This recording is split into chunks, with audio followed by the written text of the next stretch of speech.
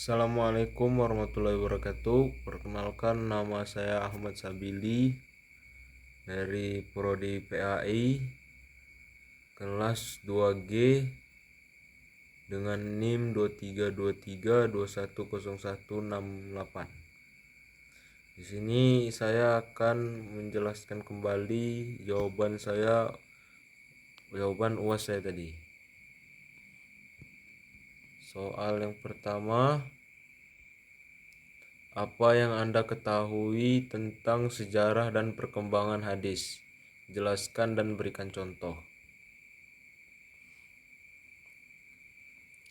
Sejarah dan perkembangan hadis merujuk pada koleksi dan transmisi tradisional, ucapan, tindakan, atau keadaan Nabi Muhammad SAW.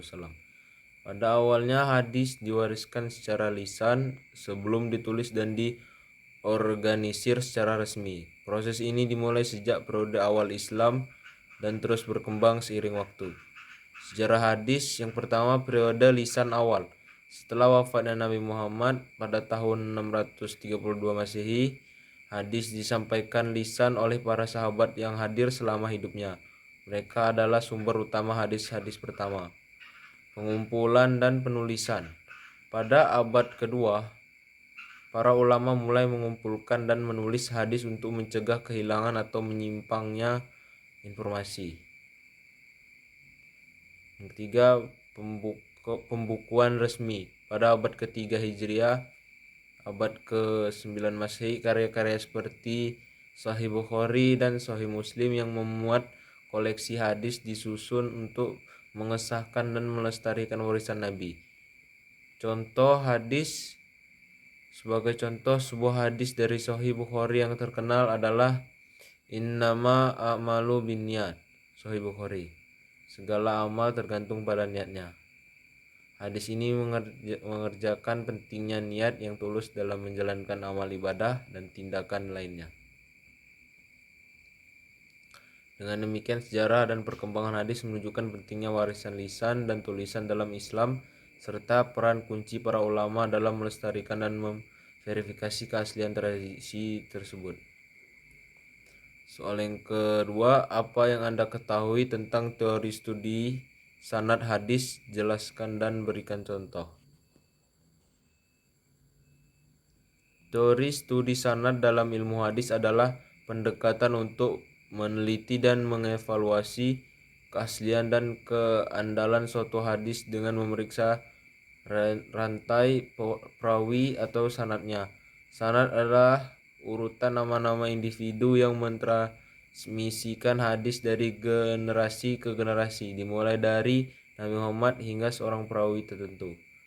Konsep teori studi sanad hadis. Yang pertama, sanad merupakan rantai perawi yang menyebutkan siapa mendengarkan hadis dari siapa secara beruntun hingga mencapai Nabi Muhammad.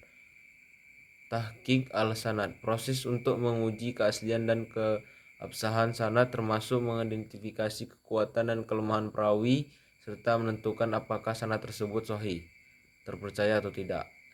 Diriyah al-hadis adalah pendekatan yang digunakan untuk memeriksa perawi dan sanadnya dalam hal akhlak. Contoh teori studi sanad hadis. Sebagai contoh, kita ambil hadis berikut dari kitab Sahih Al-Bukhari, Innama a'malu binniyat. Riwayat dari Umar bin Al-Khattab, dia berkata Rasulullah SAW bersabda. Penjelasannya dalam contoh ini, teori studi sanad perawi yang ada dalam sanad hadis ini seperti Umar bin Khattab, para ahli hadis yang memeriksa kehidupan, karakter, dan reputasi Umar bin Khattab, para perawi lainnya dalam rantai sanad ini.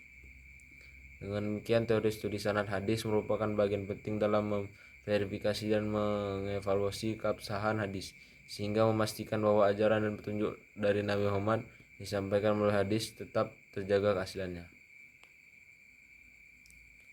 Dan soal yang ketiga, apa yang Anda ketahui tentang teori matan hadis? Jelaskan dan berikan contohnya.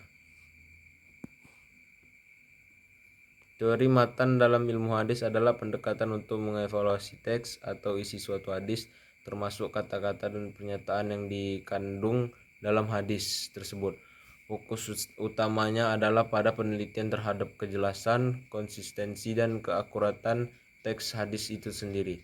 Konsep teori matan hadis. Pertama, matan merujuk pada teks atau narasi hadis itu sendiri, termasuk kalimat-kalimat dan pernyataan yang membentuk inti dari pesan yang ingin disampaikan. Diriyah al-matan, proses untuk memeriksa dan mengevaluasi keakuratan dan keandalan matan hadis dari segi kejelasan, konsistensi, dan dalam ajaran Islam yang lain. Yang ketiga, Jarh wa ta'dil, studi tentang status perawi dan penilaiannya terhadap keandalannya, yang juga berpengaruh pada penilaian teori matan hadis karena kualitas perawi dapat mengaruhi kepercayaan terhadap matan yang disampaikan. Contoh teori matan hadis. Sebagai contoh, mari kita lihat sebuah hadis dari Sahih Bukhari. Man qatala nafsan mu'ahidan lam yarahu railahatul jannah. Barang siapa membunuh seorang yang dalam keadaan berjanji aman, maka dia tidak akan mencium aroma surga. Dengan demikian, teori matan hadis berperan penting dalam menjaga keaslian dan kebenaran ajaran yang disampaikan melalui hadis, sehingga informasi yang diteruskan dari generasi ke generasi tetap sesuai dengan nilai-nilai dan prinsip agama Islam. Mungkin cukup sekian tugas dari saya. Assalamualaikum warahmatullahi wabarakatuh.